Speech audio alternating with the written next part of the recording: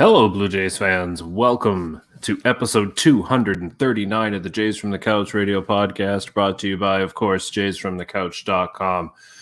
We're so happy you're tuning in for another week of our rather excellent podcast. We're streaming live on YouTube, Facebook, and Twitter. We're coming at you from all directions. It's going to be great. We've got a great show for you this week. Toronto Blue Jays offseason is underway. We're going to throw some really cool discussion and some ideas at you. Don't forget to follow us on Twitter at Jays from Couch. We're on Facebook. Obviously, we're streaming live there, so you can like our page on Facebook. All the social medias, just look for Jays from the Couch. You'll find us there. And don't forget, of course, if you're missing this live stream event, it's fine. We come at you every Sunday, 7 p.m. Eastern time. But if you miss it, you can always catch the audio version, whether it's on Apple, Google, Spotify, Stitcher, wherever you find a podcast, you'll find Jays from the Couch.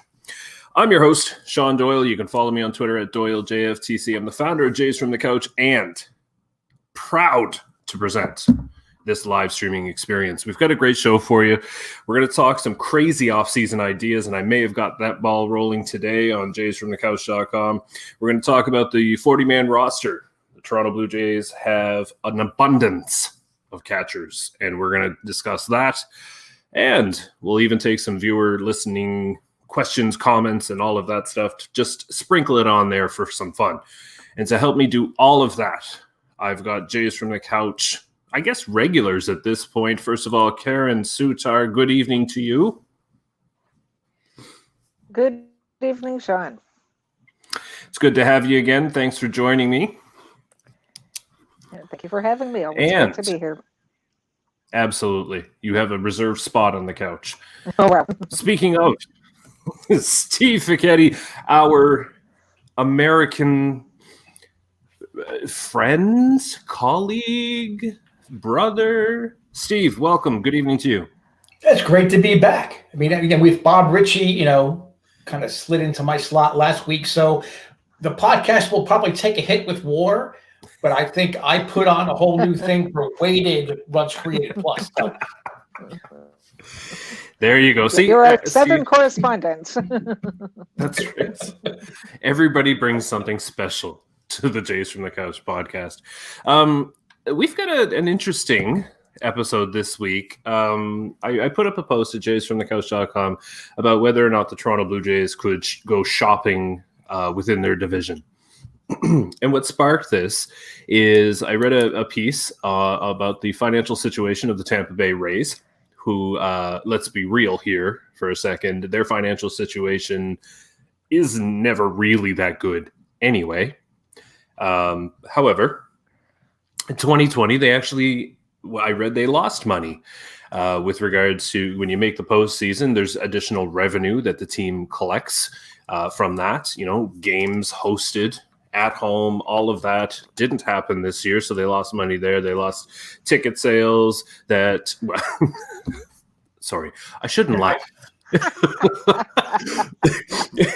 But when you're talking about ticket sale, it's ticket sale. There you go.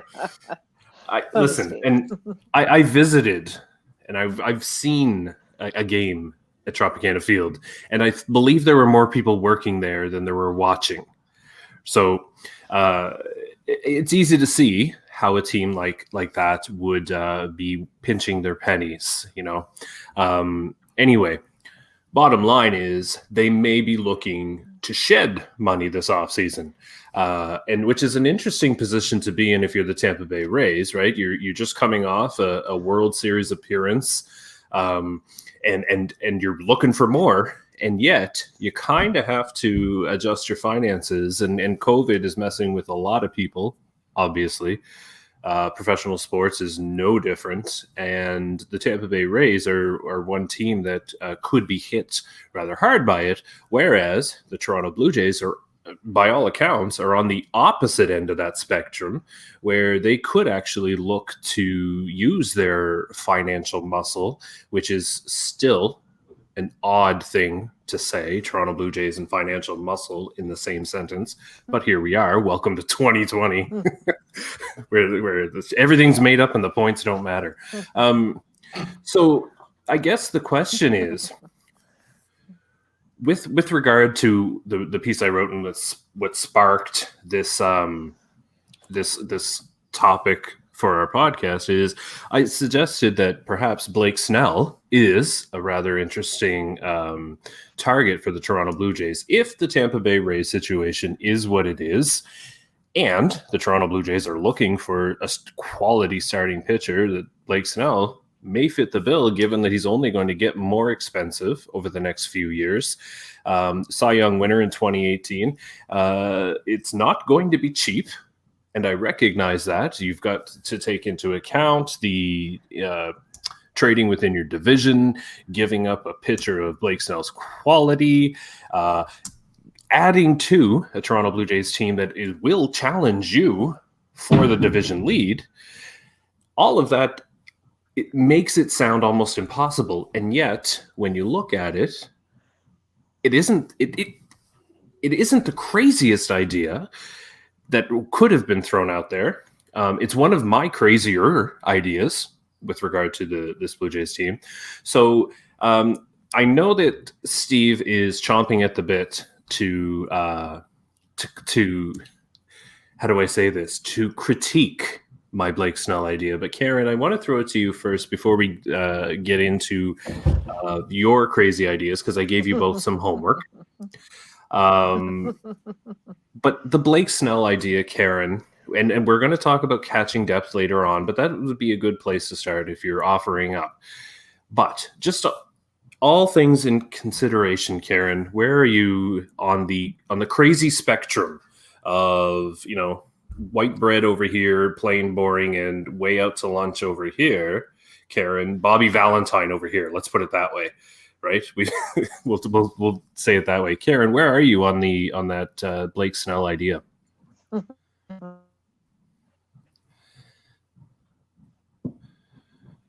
Oh, I think Karen is cutting out there. She's absolutely speechless. My idea is so crazy that we've broken Karen's internet. Hopefully.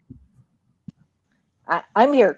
I can see you. Can you see me? Yeah. Okay. Your audio feed was cutting in and out a bit on my end, at least. I don't know about anyone else, but right. Yeah, I'm here. So as far as that, and I read your piece, I mean, Blake Snell has certainly been a very quality pitcher. As far your premise is solid, I think up until the point that, the Tampa Bay Rays do tend to trade players away as they are getting more expensive. So I could definitely, while I don't necessarily see them wanting to trade him, I could see them needing to trade him. If I'm the Toronto Blue Jays, I'm a little bit wary of doing that. And one of the reasons that I say that is that they're trading their stars just about to fall off the map, so to speak. I guess I might, if today's front office, I might be a little bit wary of trying to their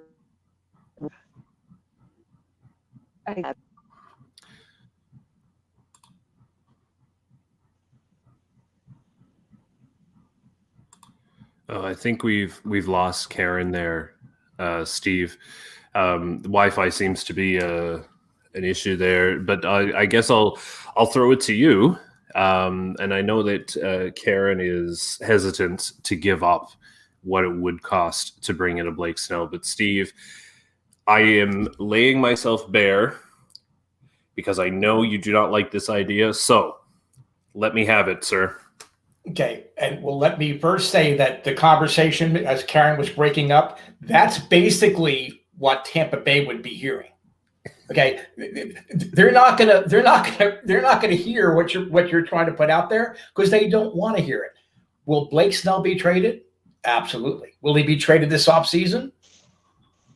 I think it's possible. I don't think it's that crazy that they would have to move Blake Snell given the economic situation that they're in.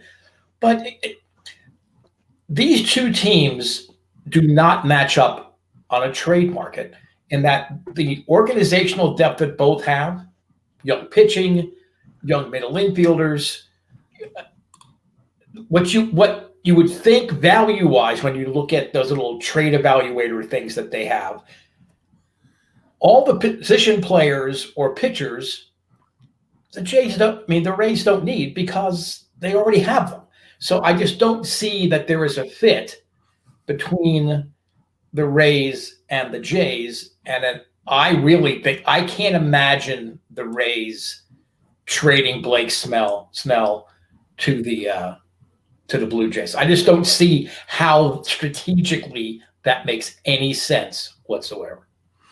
Right, and that's fair, and I did mention that, that it is crazy, and I guess if that were to happen, it would be a matter of like, wow, the Rays' financial situation is that bad, and I think the crazier part would mean that they have to somehow try and figure out how they're going to move forward to getting closer to that championship without a Blake Snell, which to me is the most ludicrous part, because you're significantly impacting your chances in that regard. So we're going to try and bring Karen in here. There she is. So I guess just to finish that thought, that might be the craziest part. For the Toronto Blue Jays, they have to be thinking, okay, what's it going to take? The Rays are not going to want to take a step back, right? There's no reason to whatsoever. It's not like the 2016 Toronto Blue Jays where everybody's getting older and everybody costs $8 million a minute.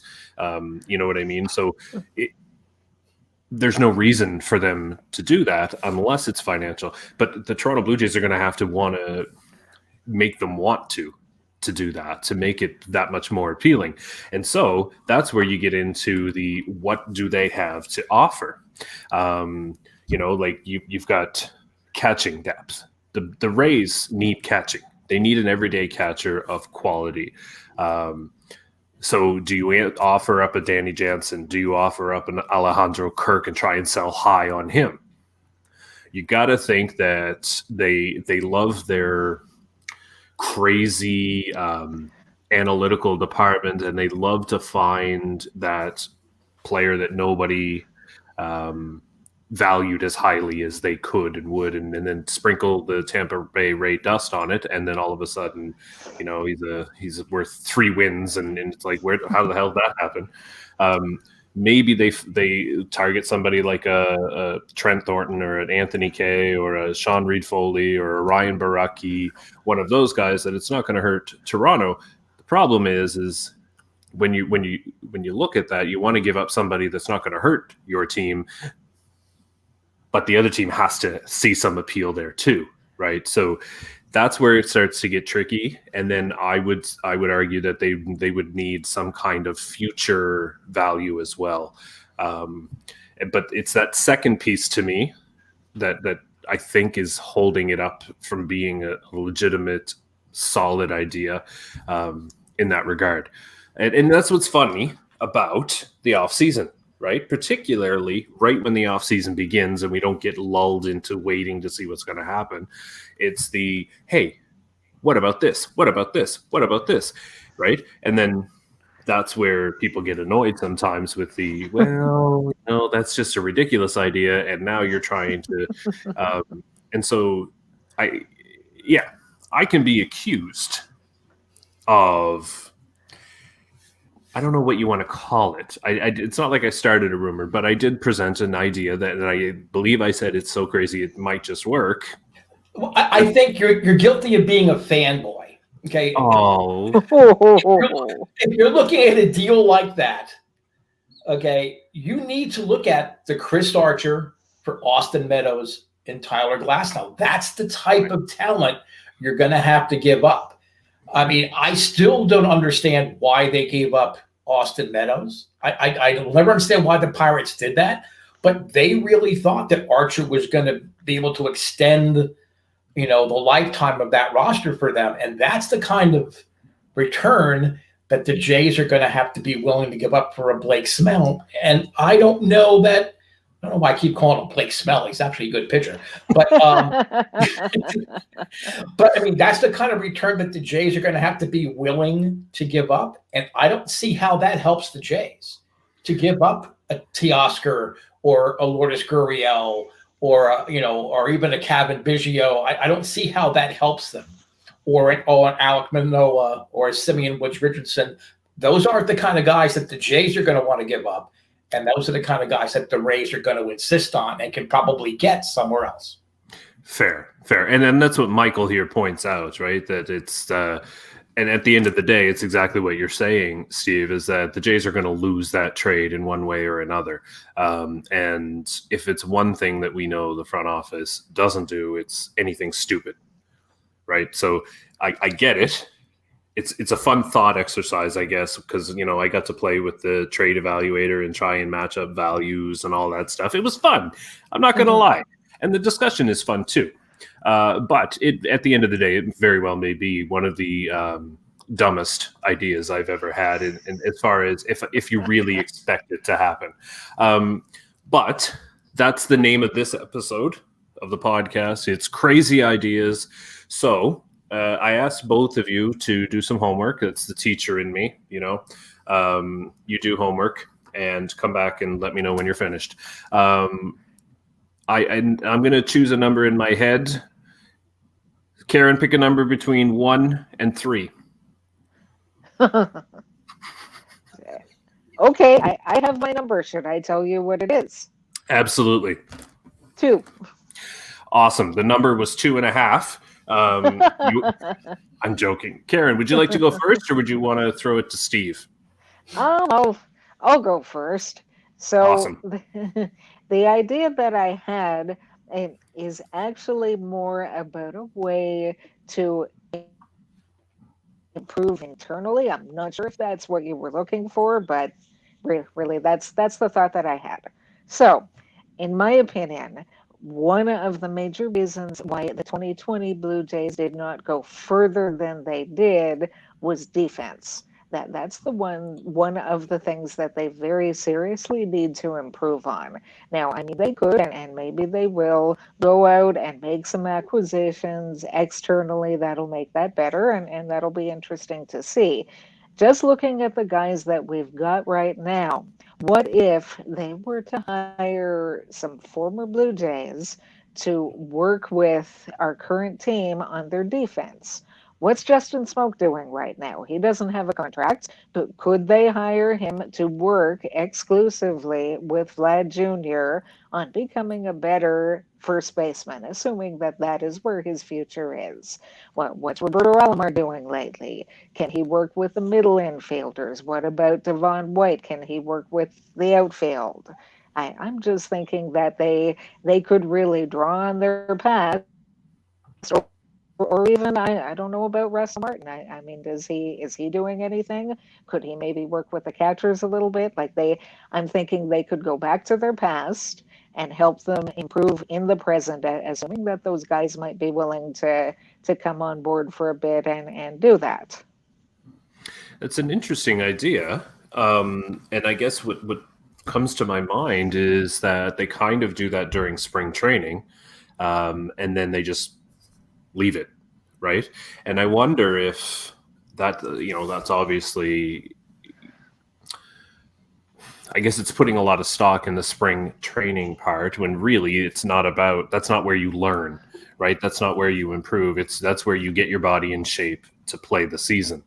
And for pitchers, it's about maybe playing with some stuff, but really it's getting your arm strength up and all of that. So maybe that isn't the best time, and maybe it is worth an investment in bringing these people along throughout the season with them. Now, obviously, you have to limit the number of people on the bench and all of that, but maybe you don't have to have them necessarily on the bench to do that job, right? To do that work. And Karen, I think that's also a cheap way to improve upon the defense, that you already have, right? So that's I don't hate that idea, and I don't think it's such a crazy idea either. Did I fail my homework assignment then? No, you did it. You get credit. It's that's how teaching is these days. You just show up and you'll be fine. So, but in all seriousness, though, I like that idea. Steve, I'm going to let you respond to Karen's idea because I think it's a good one. I think it's I mean, to a degree, they've already done it by bringing on Dante Bichette. And there's always room in the dugout if you put Charlie upstairs and then have, other people. No. Before you get, in a lot of sports, the manager or the coach are up in the suite, and then they phone down and say, "This is what we want to do." I'm a big Australian rules football fan. That's what they do. The coach isn't on the field, so you could put an extra person there, in the dugout. But I think it's a great idea, and I think you're also. You're tapping into and you're building upon a rich history. And I think that is as important as just hiring some defensive guru that's out there, to just come in and work with them. You're bringing in one of your own and saying these guys won a ring or these guys got a playoff berth because they played the game right. So it's time, Vlad, put down the Tim Hortons donut.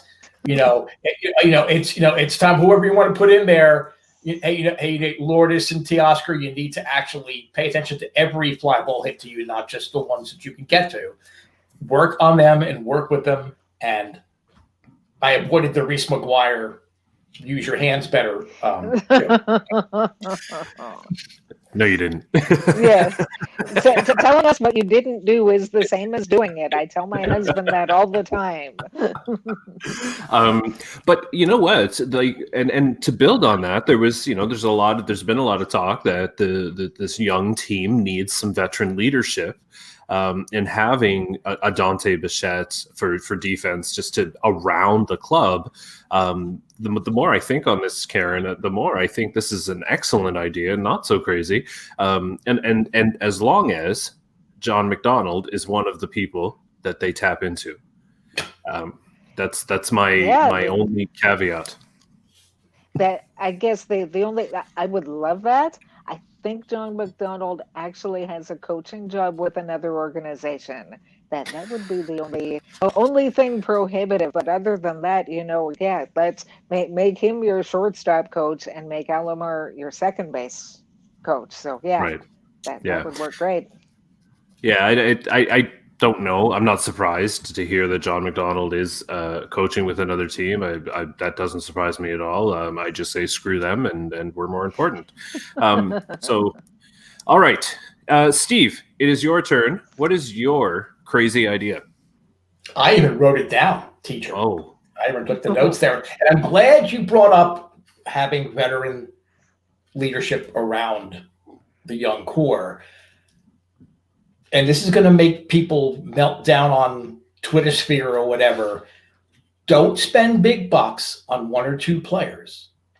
There are a plethora of veteran, above average players that you can assign to put on your bench and help really fill out the roster and to provide solid backup and counsel to the young core. I mean, I was looking, there's all these different, free agent listings. So I looked at anybody outside the generally recommended top 50. Well, I kept one guy, Jock Peterson, who's rated as 44. I put him on my list. He's anticipated to make $6.5 million, according to SpotRack. Jonathan Scope. I don't know why he has a hard time finding a job every year. He's the 52nd ranked free agent, $5.4 million.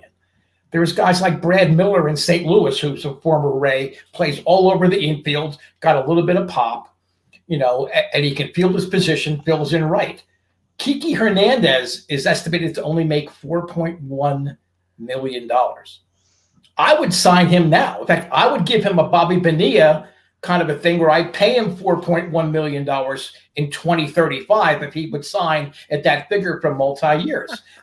Josh Reddick is estimated at 3.5. Marwin Gonzalez is on the market. Okay, he's older. He regressed a little bit in Minnesota, but he did his job. He filled in defensively where he needed to, and the Twins had some injury problems, some other issues. He did his job. He's a perfect role player. Adam Eaton, CJ Cron, all of these guys are estimated to make approximately $3 million. You add 3 or 4 or even 5 of these guys to the roster, you have a contending team because you have experienced, above average players available on your bench should something happen, whether it be a slump, whether it be an injury. You have these guys in place. You're not having to go at the trade deadline or before that, happen to go overpay for them later because you already got them in the organization. And then you can always fill in your pitching staff and some other holes right before spring training because there's going to be a lot of really quality pitchers and quality players available as spring training camps start to open. Interesting. Okay. So if we play that out, I mean, I appreciate that Marwin Gonzalez is on that list. And you say he regressed when he went to Minnesota, and I think more to the point, he's regressed away from the Houston Astros and their cheating. I think that exactly. I think that has more to do with that. But anyway, not the point. But so then it becomes a matter of the 26-man roster or 25 if it is 25 or 26 next year. That I think is where you get into not as much flexibility as you might think with regard to who sits on the bench. So you need your backup catcher at least. You'll need an infielder. You'll need an outfielder. So there's 3, right? And then your bullpen, your starters. How much room is there to bring in all of these bench players versus a big fish, we'll call them, one of those top free agents or trade targets. And then what that effectively does is kind of push people down into on the bench, on the roster, if you know what I mean, right? So here we have a roster, and then you're adding guys to the kind of the bottom of it to fill the bottom, as opposed to adding a big fish and then pushing others down. And I don't know which is better. My ears perked up when I heard Jock Peterson, somebody I've really liked for a long time. I know Karen has as well. So I just wonder how that would play out and whether or not you're going to get yourself over the hump, so to speak, adding a 4-win player versus 4 1-win players or 0 to 1 wins, right? I think that will be Charlie Montoyo's job, I guess, to figure out how to get these guys in their spots. Karen, do you want to weigh in on Steve's idea? Right. I mean, I think both of you make some good points around it. At first, Steve, when you said, excuse me, when you said not overpaying for one player, I agree with that. I mean, my thought is, for example, I don't want them to go out and sign Trevor Bauer for a whole host of reasons. And one of them is that he is going to be too expensive, even putting aside who he is as a person, even let's assume that he can replicate what he did on the field in 2020, he's going to cost megabucks. And I think, for example, back to the offseason after 2015, the Jays did not re-sign David Price. What they did do is sign Marco Estrada and J Happ. And I think, for basically for the 2 of them, I believe it was a little less money for 2 than the Red Sox paid David Price just for David Price. So I really see where there can be more value in that sort of thing, in spreading it out, getting 2 quality players rather than one big fish, for example. Sean, you also make a fair point that, when Steve is giving some very realistic names, there's only so many spots on the roster. So, maybe it's more he was giving some examples there. Realistically, there just aren't enough spots to sign all of those guys. So you would have to pick and choose if you're going to build events, and if you're going to build it with a couple of veterans, target a couple of guys, or make a list, because not all of them are going to want to sign with the Jays, and see who bites, and maybe go that way. So. And Jim is watching on YouTube, and I appreciate that, Jim. And to all of our people watching on Facebook and Twitter, wherever you're watching, I appreciate you tuning into our live broadcast here. But would somebody like Jock even consider a bench position? And I think to answer that question, and Steve, it was your idea, so I will let you respond to that. But I think for me, what it boils down to is usage. Right? Like, could a guy like Jock Peterson be an everyday starter? I'm sure he'd want to, because you get paid like that. But if he could be convinced or just kind of see the vision of having people rotating and using a positional versatility for an entire roster, I think he would actually see that as more playing time than it sounds. But Steve, I'll throw that to you. Well, no, I agree. And if you bring in Jock Peterson, for example, you have a 4-man outfield. Let's say that Grichuk stays put, and that we're not signing a big name player. Grichuk stays put. Peterson can play first. Peterson's going to get to play between 4 and 5 days a week. So in essence, he's going to be a quasi-regular player. All of these guys here that I kind of threw out there, I don't know that they would be everyday players out on the market, but if you could strike early and bring these guys in a time of uncertainty and say, look, we're going to play you 4 or 5, days a week. Eventually we'll have a real manager here who's going to be able to juggle the various roster things. And, so you're going to struggle for a year, but you're going to be okay, in 2022 and 2023 as far as your playing time goes. And maybe Pearson only signs for 2 years with an option or a 3-year contract, so he can be back on the market. He's young enough. These other guys, not really, but Peterson's young enough that he would be able to earn himself a bigger contract and have guaranteed money now. So that would be my argument for a Jock Peterson to come in here. As far as the older guys, I think they're all cognizant of the fact that they're not going to play every day, but you could send someone like a Santiago Espinal down. And even a Jonathan Davis, send him down, just maybe only for the beginning of the year. Send him down, get him regular at-bats, find out what you really have with players like that. And in the meantime, you don't have a gaping hole, on the bench because you're sending those guys down, and you don't have multiple holes because you put all your money in one basket. So, right.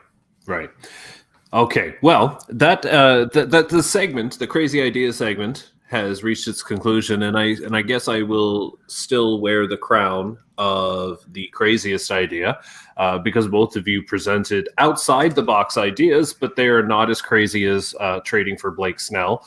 So I have won so far this week. Next week we'll come up with a different challenge, and I will put my crown up for grabs. But I do want to move on to the 40-man roster. In particular, I'd like to focus on the Blue Jays 40-man roster with regards to, and Karen, you have an excellent piece up coming tomorrow at Jays from the Couch where you look at five catchers on the 40-man roster. So I'm not going to do my normal preamble because I babble a lot on Kit. Instead, Karen, I'm going to throw it to you to kind of tee that up here.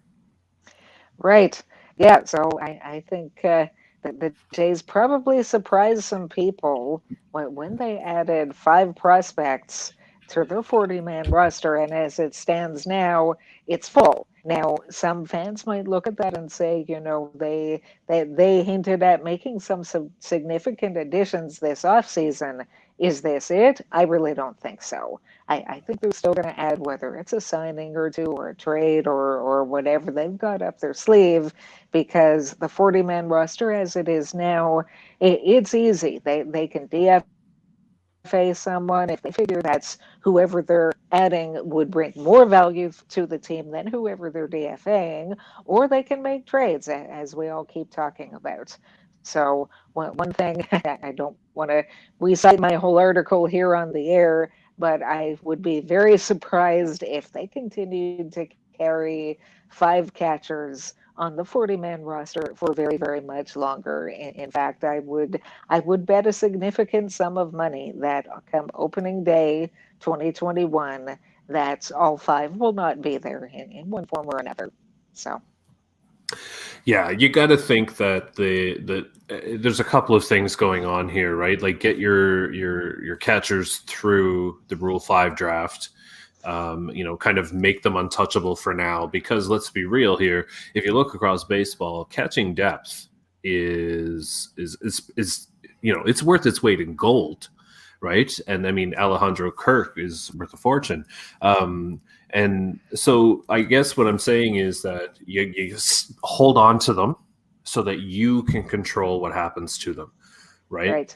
And I think that what you're getting at here, Karen, is that one of those 5, maybe 2 of those 5, are on their way to another organization, and that's the only thing it could mean, in my mind. But Steve, I'll throw that to you. As far as the catchers, if you look at the 5, you've got Danny Jansen, Alejandro Kirk, Reese McGuire, Gabriel Moreno, and Riley Adams. Riley Adams. Yeah, thank you. I don't know why I drew a blank on that.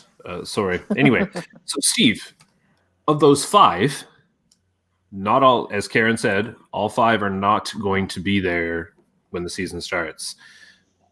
Where do you see this, or how do you see this playing out, Steve? Well, I'm looking forward to reading Karen's article, because I want my mind to be changed. But I really think that of those 5, there's only one major league ready catcher, and that's Danny Jansen. I think Alejandro Kirk would be better served to be sent to AAA and get some experience. And I don't know that Adams and Moreno could step right in. Certainly not with the bat. They couldn't step right in and be a major league catcher. So I would anticipate that they're going to add another major league catcher late in spring training to back up Danny Jansen and just to give them some depth. Alejandro would be their depth at AAA. Reese McGuire is just, I just can't imagine him sticking around anywhere, and the other 2 aren't ready. So I would say that to a degree, it makes sense to have those 5. And because, as you pointed out, Sean, and I'm sure Karen's pointed out in her article that people will read tomorrow, that there is that lack of catching depth across baseball. So one of those young catchers are going to be able to get the Blue Jays a piece that they need right now. So while, you hate to have 5 catchers on your 40-man, I understand why they did it. And I do think that there's going to be another catcher brought in before spring training starts. Kind of like a Caleb Joseph type, just right. Whatever, Andrew Romine or whatever Romine it is, Austin Romine. He's out there. I think Wilson Ramos would be a little pricey. Mike Zunino is out there, great defensive catcher. I would love that. He's going to strike out a ton, but he's not going to stick out in the Toronto lineup. Everybody strikes out a ton pretty much. So, really, I think you bring him in and you've got 2 solid defensive catchers. I think that would be a terrific sign. Again, one of those under the radar kind of deals. You don't sign JT real expensive. You just, you pick in as many players as you can, and because you exploit the market. The Blue Jays have that muscle that you were talking about, the financial muscle, but it could be short-lived. They need to really exploit the market now, get as many pieces in as they can, spread that money out so that when things return to normal, I'd imagine that Rogers, if the Blue Jays keep moving forward, they're not going to turn off the spigot. Right. They'll just assess some other kind of ridiculous fee for your cell phone, and they'll be able to pick up another pitcher or closer. So Fair. So let me ask you this then, Karen. I'll ask you first. How upset would you be if you look at? Okay, first of all, Karen, let's start this way. Which catcher would you trade? Um, I mean, I like Danny Jansen, and I'm excited about Kirk. So myself, any of the other three that another organization values, I mean, I think Gabriel Moreno, I think they have high hopes for him. I just think that he's probably at least a couple of years away, and I think if he can be included in a package that get the Jays a proven MLB player that can help them win now. And I'm not talking about someone on a 1-year contract that they could lose in a year, because there's a year ago I said the Jays aren't winning the 2020 World Series. Now I'm saying it's very unlikely that they will win 2021. I'm not going to say it's impossible. And I'll revisit that again once we see what the roster looks like on opening day. I still realistically think the chances are against it. So you want to bring somebody in that can help, that's at least under team control for a couple of years, 2 to 3 years, that can help them win this year and hopefully beyond that. So if they can do it, then great. Yeah, and Steve, you've already indicated that you think that Reese McGuire is on his way out, and in one way or another, I think you're right, whether it's through trade or whether it's just sayonara. I don't see him lasting much longer, especially not if Alejandro Kirk can continue in his development.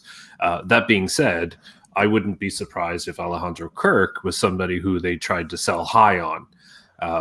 And Karen, I see you. I'm not saying I would. I'm not saying like please do that. I'm just saying I wouldn't be surprised if it netted them that person that you're talking about to somebody who would get them closer to that championship. But again, I'm not saying they should, but I'm just saying that wouldn't surprise me. I would be surprised if Danny Jansen were traded. This offseason. It just doesn't make any sense to me. It makes less sense than trading for Blake Snell. So I will say that. Wow, look at that. There's a crazy idea. That's right. Trade Danny Jansen. There's a crazy idea. Wait, I said crazy, not stupid, because that one that qualifies as stupid.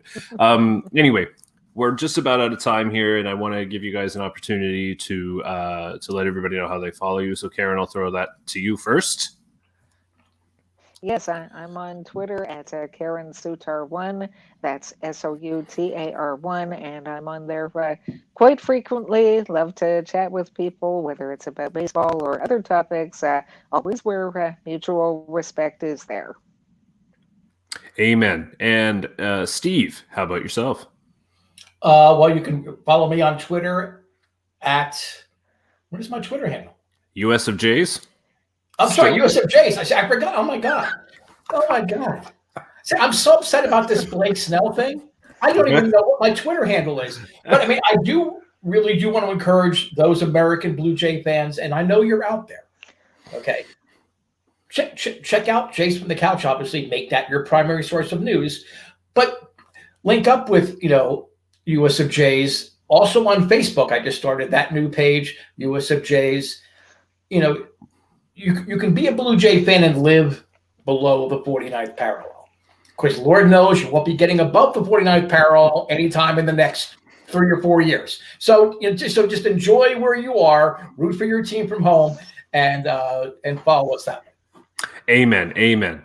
Thank you both for another great episode, 239th in the books. I appreciate it very much. To all of our people watching on YouTube and Facebook, thank you so much. I really do appreciate it. You're making this a lot of fun. The comments are rolling in, and I appreciate that. Make sure you follow us on Twitter at Jays from Couch.